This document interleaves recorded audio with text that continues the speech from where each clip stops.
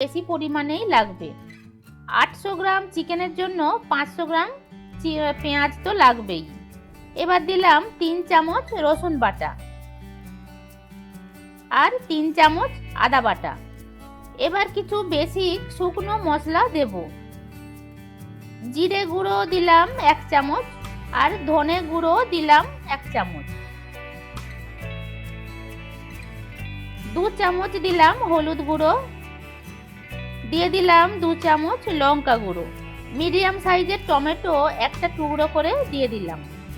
2 চামচ টক দই ফেটিয়ে নিয়ে দিয়ে দিলাম চিকেনের মধ্যে।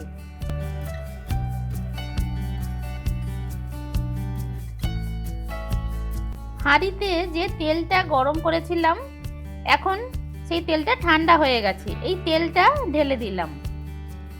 হাঁড়িতে কিছুটা পরিমাণ তেল রেখে সবটাই দিয়ে দিলাম চিকেনের মধ্যে। এখন ভালো করে মেখে নিতে হবে। আমি হাত দিয়েই মেখে নিচ্ছি।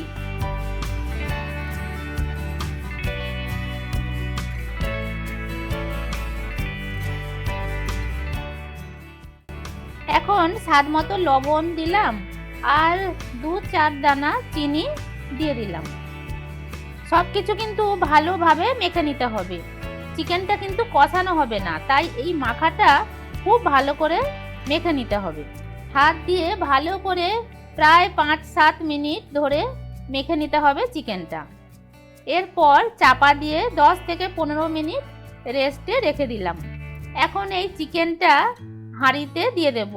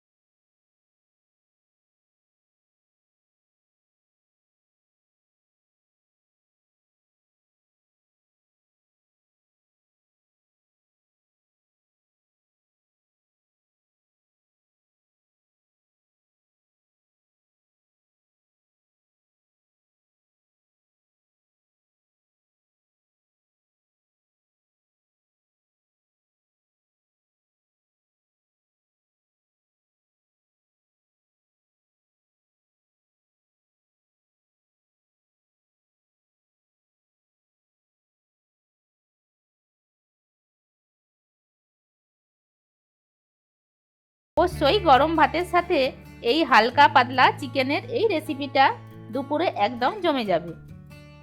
তাহলে বন্ধুরা, আপনাদের বাড়িতে কবে করছেন আমাকে কমেন্ট করে জানাবেন। আমার রেসিপিগুলো কেমন লাগছে তাও জানাবেন কমেন্টের মাধ্যমে। আমার আজকের রেসিপি ভালো লাগলে লাইক করে দিয়ে শেয়ার করে দিন আপনার সেই সমস্ত বন্ধুদের যাদের চিকেন খেতে খুব ভালো লাগে। আজ এ পর্যন্তই। আমি আবার আসবো পরের পর্বে নতুন কোনো রেসিপি নিয়ে। আপনারা ভালো থাকবেন, সুস্থ থাকবেন। নমস্কার।